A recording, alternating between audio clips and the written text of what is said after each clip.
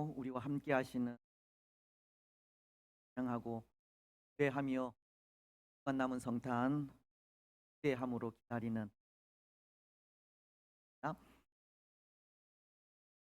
오늘 세상을 살아가는 사람들이 인정하기 힘든 사실이 두 가지 있다고 합니다. 꼭 그것이 무엇인지 아세요? 사실 세상 사람들이 인정하기 힘들어하는 그것을 믿음을 가진 우리는 너무 쉽게 받아들이고 있는데요. 오늘 믿음을 가진 우리는 아무런 의심이나 의혹 없이 받아들이는 것들을 세상 사람들은 인정하지 않고 있다는 겁니다. 여러분, 세상 사람들이 인정하지 않는 두 가지 어떤 것겠습니까? 그것은 오늘 우리 인생이 죄를 가진 죄인이라는 사실과 hun가에 의해 창조된 창조물이라는 사실입니다. 우리 인생은 죄인이고 또 창조물이라는 사실을 세상 사람들은 인정하지 않는다는 겁니다. 하지만 오늘 우리는 어떻습니까? 우리는 이 사실을 아무런 의심 없이 받아들이고 있습니다. 우리는 우리가 하나님에 의해 창조된 창조물이라는 사실을 인정하고 있고 또 우리가 죄인이라는 사실도 인정하고 있는 뿐만 아니라 또 하나 오늘 우리가 인정하고 있는 것은 우리가 죄인이기에 우리는 죄인이기에 죄 사유를 위해 구원자가 필요하다는 사실을 인정하고 있고 예수님이 구원자로서 아기의 몸을 입고 이 땅에 오신 것도 인정하고 있으며 또한 이 땅 위에 구원자로 오신 예수님이 십자가 위에서 흘리신 보혈로 우리의 모든 죄를 속하신 것을 믿고 예수님을 구주로 받아들일 때 영원한 생명을 누리게 된다는 사실도 인정하고 있습니다. 사도행전 10장 31절이 이르되 주 예수를 믿으라 그리하면 너와 내 집이 구원을 받으리라 하고 우리는 죄인이고 죄인인 우리를 위해 구원자로 이 땅에 오신 예수님을 믿으면 구원을 받게 된다는 사실을 우리는 믿고 인정하고 있다는 것입니다. 하지만 세상 사람들은 그렇지가 않다는 건데요. 그들은 예수님을 믿지 않을 뿐 아니라 구원자이신 예수님이 필요하지도 않은 겁니다.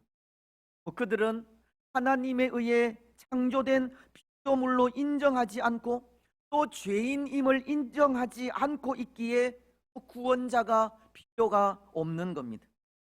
그들이 죄인이라고 하는 사실을 깨닫고 그것을 인정하지 않는 한 세상 사람들은 구원자이신 예수님을 만날 수가 없다는 겁니다. 예수님으로 인한 사유의 은혜와 구원의 즐거움을 누리지 못하는 겁니다.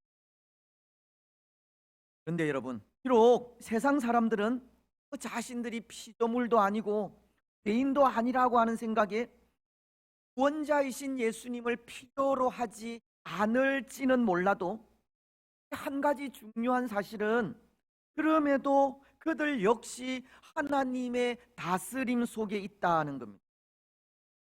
세상 사람들도 하나님의 통치 하에 있는 겁니다. 오늘 세상 사람들이 자신을 하나님의 피조물로 인정하든 인정하지 않든 또 죄인으로 고백하든 고백하지 않든 세상의 모든 사람들은 다 하나님의 다스림 속에 있는 겁니다. 우리는 그 사실을 오늘 우리가 읽은 본문을 통해서도 보게 되는데요. 오늘 말씀을 다시 보시면 34절을 통해 바벨론의 왕인 느부갓네살이 이런 고백을 하기 때문입니다. 그 기한이 참에 나 느부갓네살이 하늘을 우러러 보았더니 내 총명이 다시 내게로 돌아온지라 이에 내가 지극히 높으신 이에게 감사하며 영생하시는 이를 찬양하고 경배하였나니 그 권세는 영원한 권세요 그 나라는 대대에 이르리로다. 지금 이 말씀은 바벨론의 왕 느부갓네살의 고백으로 그는 그가 경험한 경험을 통해 하나님을 향해 지극히 높으신 하나님이라 칭하며 그 하나님께 감사와 찬양과 경배를 돌리는 장면의 말씀입니다. 그런데 여러분, 오늘 이 느부갓네살 왕이 이런 고백으로 나아가기까지 그 사연이 있습니다. 다니엘서 4장 28절 이후에 나오는 말씀을 통해서인데요, 그 당시 바벨론은 전 세계를 지배하고 다스린 대제국으로 왕인 느부갓네살은 그가 이룬 그 성취감에 자신의 영광을 나타내게 됩니다. 다니엘서 4장 30절은 이렇게 말씀하기 때문입니다. 나 왕이 말하여 이르되 이 큰 바벨론은 내가 능력과 권세로 건설하여 나의 도성으로 삼고 이것으로 내 위엄의 영광을 나타낸 것이 아니냐 하였더니, 느부갓네살 왕은 바벨론이 이렇게 대제국이 된 것은 다 자신의 능력 때문이라는 생각을 하게 되었다는 겁니다.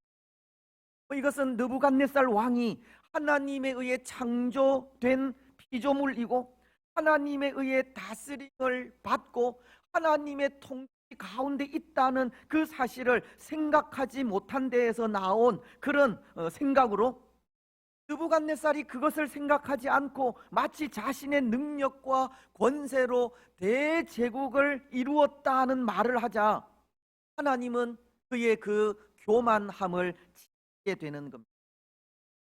다니엘서 4장 31절은 이렇게 말씀하시기 때문입니다.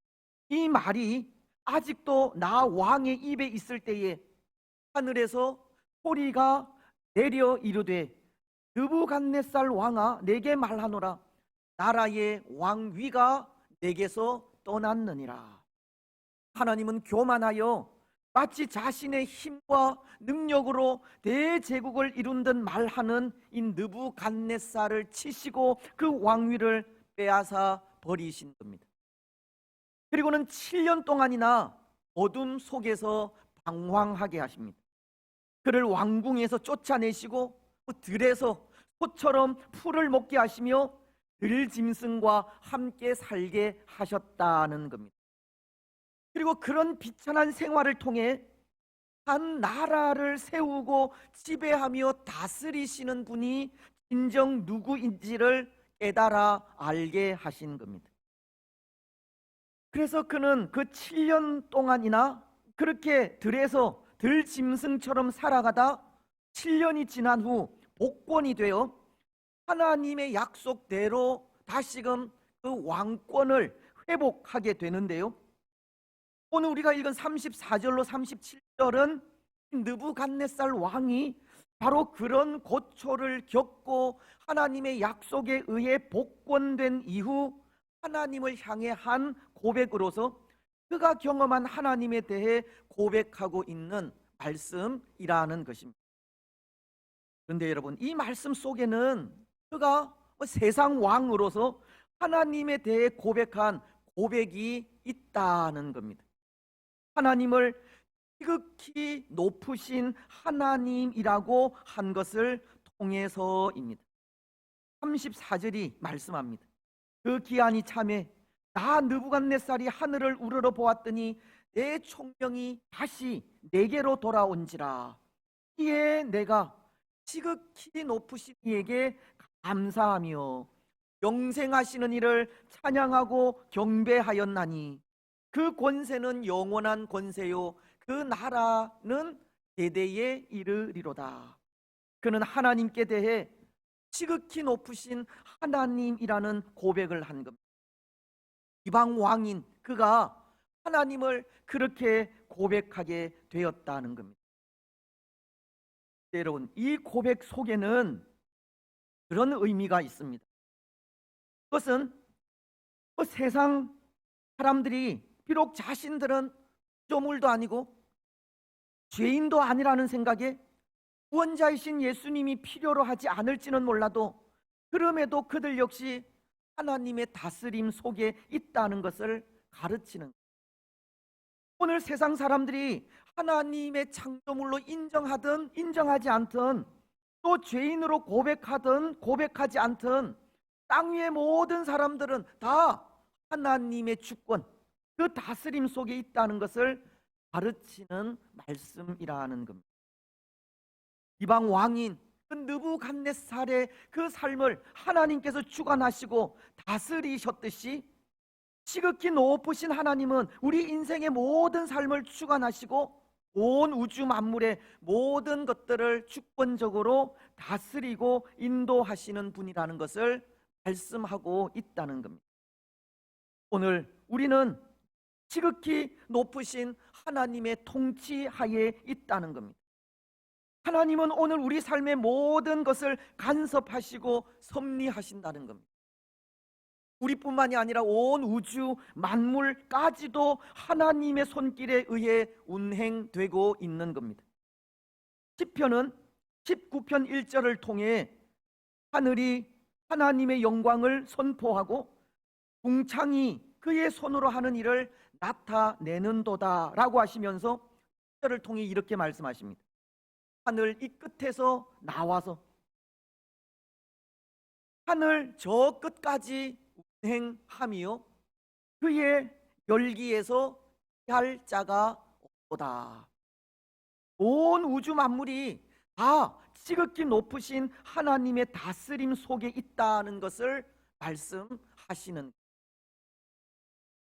여러분, 그래서 그렇게 높은 곳에서 온 우주 만물을 다스리시는 하나님의 이름이 있는데요, 엘 엘리온이라는 이름입니다. 하나님은 지극히 높으신 분이라는 뜻입니다.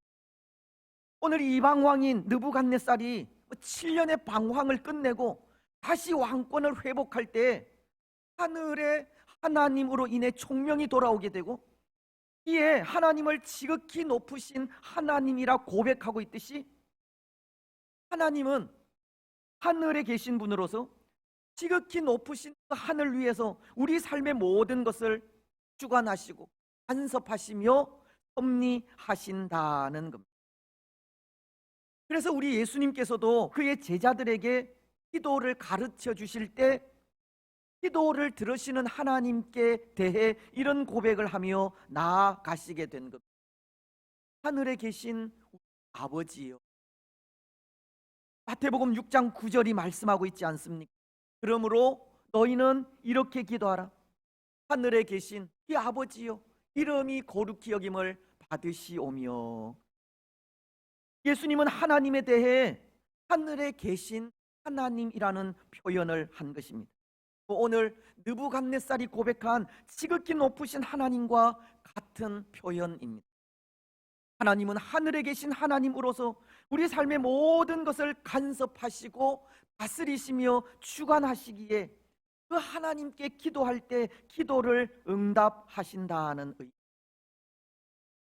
여러분, 오늘 우리는 엘 엘리온, 하나님은 하늘에 계시는 지극히 높으신 하나님이심을 고백하시기 바랍니다. 하늘에 계셔서 모든 것을 보시고 모든 것을 아시며 모든 것을 주관하시는 하나님을 바로 알고 바로 고백하며 바르게 믿으며 나아가야 한다는 겁니다. 왜냐하면 오늘 우리가 지극히 높으신 하나님을 바로 알고 바로 고백하며 바르게 믿을 때 어떤 경우 속에서라도 담대할 수 있고 평안함을 누릴 수 있기 때문입니다.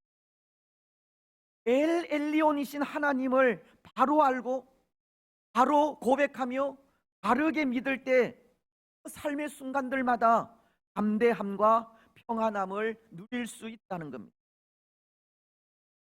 그럼 그렇지 않겠습니까? 하나님은 우리 인생의 주관자로서 높은 곳에서 우리를 바라보시면서 그가 계획하신 뜻대로 우리를 인도해 가시기에 그것을 인정하는 우리는 두려워하거나 불안해할 필요가 없다는 겁니다. 염려하거나 걱정할 필요도 없는 겁니다. 때로 오늘 이 시대 우리가 당하는 고난 앞에 그 지극히 높으신 하나님의 주권을 믿지 못하고 인정하지 않아서 두려움이 오는 것이고 불안감이 오는 것이지, 하나님의 간섭하심, 하나님의 섭리와 손길을 25일 오전 성탄 고백하며 나아간다면 결코 두려워하거나 불안해할 필요가 없는 겁니다. 예, 삶의 모든 것을 주관하시는 하나님께서 우리의 모든 걸음들을 하나님의 그 간섭하심 따라, 뜻에 따라 인도해 가실 것이기 때문입니다. 오늘 느부갓네살도 보십시오. 그가 그 삶을 주관하시는 하나님을 고백하게 된 이유도 그것이지 않습니다. 그는 하나님께서 말씀하신 대로 왕위에서 쫓겨나게 되었지만 하나님께서 말씀하신 그대로 복권이 되고 다시금 왕좌에 앉게 되었습니다. 그래서 그것을 생각할 때 그는 그 모든 것이 다 하나님의 선하신 계획이었다는 것을 고백하지 않을 수 없었던 겁니다. 모든 주권이 하나님께 있음을 고백하지 않을 수 없었고, 그래서 그것을 생각할 때 그는 하나님에 대해 지극히 높으신 하나님이라고, 자신을 섭리하시고 간섭하신 그 하나님의 주권을 고백하게 된 것입니다. 우리가 잘 아는 요셉의 경우도 그런데요, 요셉에게 참 힘들었던 일은 형들에게 미움을 받아서 먼 이국 땅에 노예로 끌려간 일이었습니다. 그의 앞길이 어떻게 될지 알 수 없는 그런 처지에 처하게 되었다는 겁니다. 이국 땅에서 노예로 평생 고통을 당하다 죽을 수도 있었습니다. 꼭 고통은 면한다 하더라도 평생 동안 아무 소망 없이 살아갈 수도 있었습니다. 실제로 그는 그런 일을 겪기도 하지 않았습니까? 보디발의 집에서 그 아내로부터 유혹을 받아 명을 쓰고 옥에 갇혀 죽을 위기를 겪기도 했기 때문입니다. 요셉의 삶은 앞길이 알 수 없는 참 두렵고 불안한 삶이었다는 겁니다. 여러분, 만약 오늘 우리가 요셉과도 같은 상황을 만나게 되었다 생각한다면 우리의 모습은 어떨 것 같습니까? 아마도 불확실한 미래에 원망과 불평을 하면서 소망 없는 삶을 살게 될지도 모르겠습니다.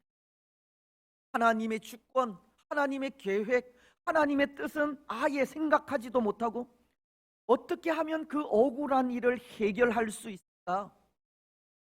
어떻게 하면 이 위기를 극복할 수 있을까? 온갖 세상적인 방법을 다 동원하게 될지도 모르겠습니다.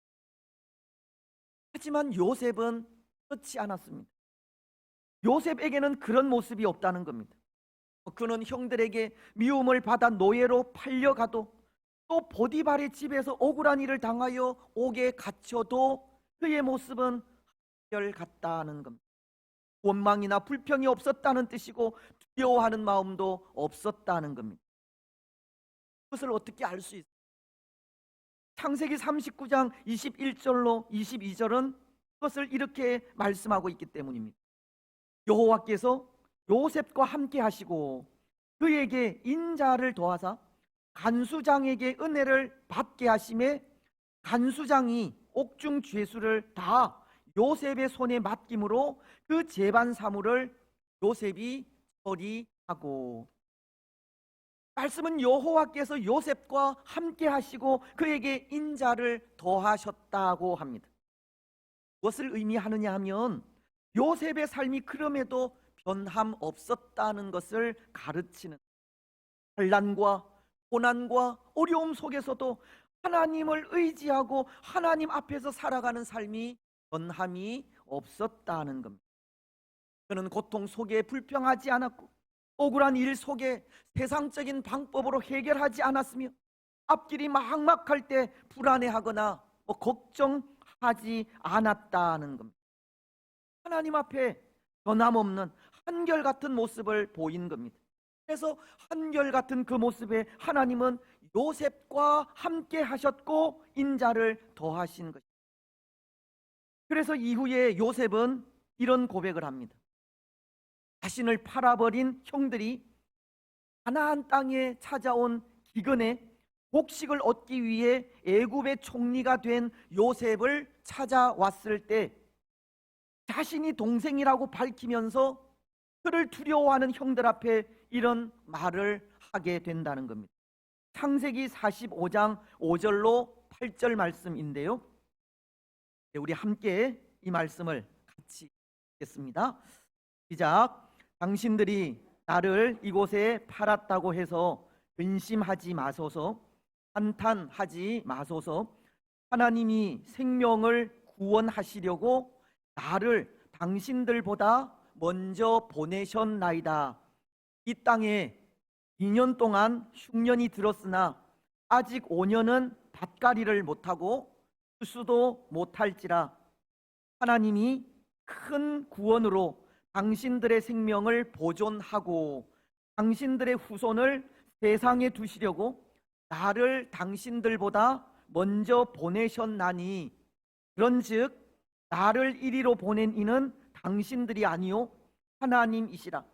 하나님이 나를 바로에게 아버지로 삼으시고 그 온 집의 주로 삼으시며 애굽 온 땅의 통치자로 삼으셨나이다. 요셉이 고백하고 있는 것이 어떤 것입니까? 형들에게 뭐라고 이야기를 합니까? 그런데 정신이 들려서 내용은 잘 파악을 못하신 것 같아요. 요셉이 고백하는 고백은 결국 하나님은 주권자라는 겁니다. 그런즉 나를 이리로 보낸 이는 당신들이 아니요 하나님이시라. 하나님이 나를 바로에게 아버지로 삼으시고 그 온 집의 주로 삼으시며 애굽 온 땅의 통치자로 삼으셨나이다. 하나님께서 나를 애굽으로 먼저 보내셔서 우리 민족 이스라엘의 죽음을 면케하셨다는 겁니다. 하나님은 우리의 통치자이시고 우리를 다스리시는 분으로 우리의 모든 앞길을 선하게 인도해 가신다는 겁니다. 요셉은 바로 그 하나님을 인정하고 그 하나님을 고백하게 된 것입니다. 그리고 지금까지 그가 형들에게 팔릴 그때로부터, 아니 그 전부터 지금까지 요셉은 이런 고백하에 살아오게 된 것입니다. 그래서 그는 그 고백으로 그 어떤 어려움 속에서도 그 어려움을 이겨낼 수 있었고 그 속에 불안해하거나 두려워하지 않을 수 있었던 겁니다. 그는 지극히 높으신 하나님의 주권, 그 하나님의 손길, 간섭하심, 다스리심을 믿었기 때문입니다. 그래서 오늘 우리는 이 요셉에 대해 요셉은 예수님의 모형이다 라고 하는데요, 요셉을 통해서 예수님의 모습을 볼 수 있다는 겁니다.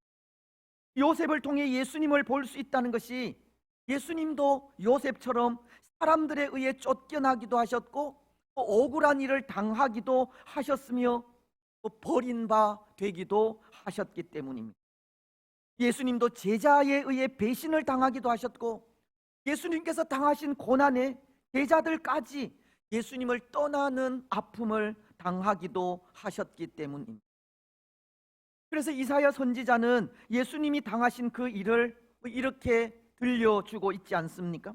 이사야서 53장 1절로 3절을 통해서입니다. 우리가 전한 것을 누가 믿었느냐? 여호와의 팔이 누구에게 나타났느냐? 그는 주 앞에서 자라나기를 연한 순 같고 마른 땅에서 나온 뿌리 같아서 고운 모양도 없고 풍채도 없은즉 우리가 보기에 흠모할 만한 아름다운 것이 없도다. 그는 멸시를 받아 사람들에게 버림받았으며 간고를 많이 겪었으며 일고를 아는 자라.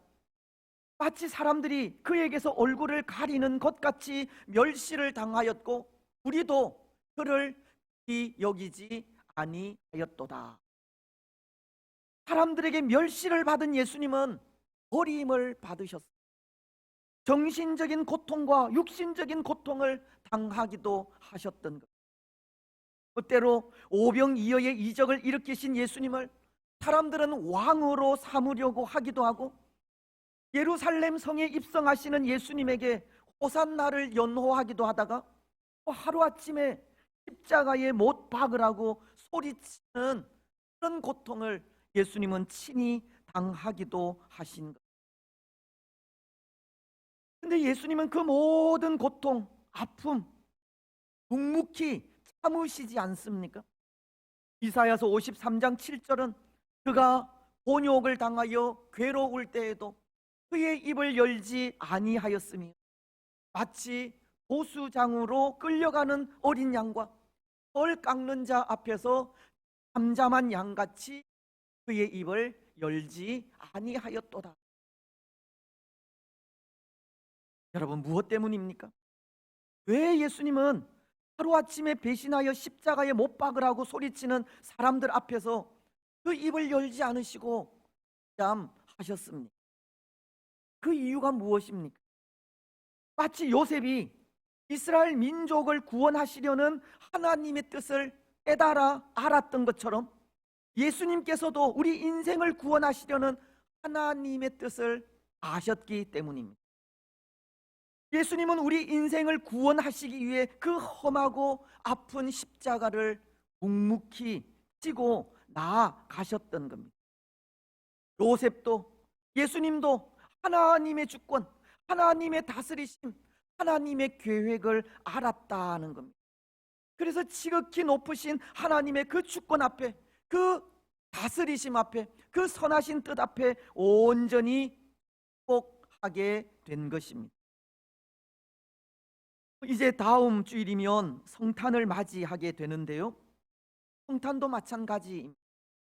예수님께서 아기의 몸을 입고 이 땅에 오신 것도 우리 인생을 구원하시려는 하나님의 뜻을 알았기 때문이고 그 뜻에 순종한 결과입니다. 빌립보서는 2장 6절로 7절을 통해 이렇게 말씀하십니다. 그는 근본 하나님의 본체시나 하나님과 동등됨을 취할 것으로 여기지 아니하시고 오히려 자기를 비워 동의 형체를 가지사 사람들과 같이 되셨고, 예수님은 사람의 몸을 입고 이 땅에 오실 분이 아니라는 겁니다. 예수님은 하나님이시고 만왕의 왕이시라는 겁니다. 하지만 하나님이신 예수님이 자기의 몸을 입고 이 땅에 오셨다는 것은 그것이 우리 인생을 구원하려 하시는 하나님의 뜻인 것임을 알고 순종하신 결과라는 겁니다. 하나님이신 예수님도 하나님의 주권을 믿고 그 선하신 뜻에 온전히 순종하셨다는 것을 가르치는, 사랑하는 여러분, 오늘 우리가 알아야 하고 믿어야 하며 고백해야 하는 것도 바로 이것입니다. 하나님은 하나님의 주권대로 우리를 인도해 가시고 통치해 가신다는 겁니다. 하나님은 하나님의 선하신 계획에 따라 우리를 인도해 가시는 겁니다. 지극히 높으신 하나님이 그렇게 그 계획하신 뜻대로 우리를 인도해 가실 때 우리는 하나님의 주권을 인정하고 축복하며 나아가야 한다는 겁니다. 사랑하는 여러분, 때로 위기와 고난을 당해도 불평할 것 하나도 없습니다. 억울한 일을 당해도 원망할 것 없습니다. 앞길이 보이지 않는 막막한 상황을 당한다 해도 걱정하거나 두려워할 필요가 없습니다. 지극히 높으신 하나님께서 하나님의 선하신 계획에 따라 우리를 다스려 가시고 인도해 가신다는 것을 고백한다면 걱정과 염려가 아니라 오히려 감사하며 살아갈 수 있기 때문입니다. 하나님께서 우리의 주권자가 되신다는 믿음을 가지고 어떠한 상황 속에서도 감사하면서 담대하게 살아간다면 그 모든 두려운 일들 다 극복해 갈 수 있기 때문입니다. 우리는 그 믿음을 가지고 감사함으로 기쁨으로 담대하게 살아가면 되는 것입니다. 사랑하는 여러분, 오늘 우리는 하나님의 주권을 고백하면서 담대한 믿음의 삶을 살아가시기 바랍니다. 하나님에 대한 바른 고백으로 늘 찬송과 감사의 삶을 살아가십시오. 극히 높으신 하나님의 통치를 고백하면서 우리에게 주어진 이 믿음의 길 묵묵히 걸어가시기를 바랍니다. 제 말씀을 맺겠습니다. 사랑하는 여러분, 오늘 우리가 믿는 하나님은 지극히 높으신 하나님이십니다. 그 하나님은 높은 하늘에 계셔서 우리를 바라보시고 우리 삶의 모든 것을 주관하시며 우리 걷는 걸음들 속에 임재하십니다. 그리고 그 모든 걸음을 선하게 인도하십니다. 오늘 우리는 지극히 높으신 하나님의 주권을 바로 알고 바로 믿고 바로 고백해야 하고 그 믿음 위에 굳건히 서야 합니다. 그럴 때 그 어떤 상황 속에서도 담대할 수 있고 두려워하지 않을 수 있기 때문입니다. 그 믿음이 고난 속에서도 변함없이 하나님을 찬양하게 하고 감사하게 하기 때문입니다. 그 믿음이 우리를 더욱 성숙한 그리스도인으로 만들기 때문입니다. 여러분, 오늘 우리는 지극히 높으신 하나님이 나의 하나님이라는 사실을 믿고 인정하시기 바랍니다. 그 하나님께서 우리의 모든 걸음을 선하게 인도해 가실 것을 고백하시기 바랍니다. 그리고 지극히 높으신 하나님께 우리 삶의 모든 것을 맡기시고 감사함으로 살아가시기 바랍니다. 그래서 그 삶을 통해 오늘 고난과 위기가 많은 이 세상 속에서도 변함없이 하나님의 하나님 되심을 인정하고 그 앞에 감사와 찬양의 삶을 살아가는 복된 도들이 되시기를 나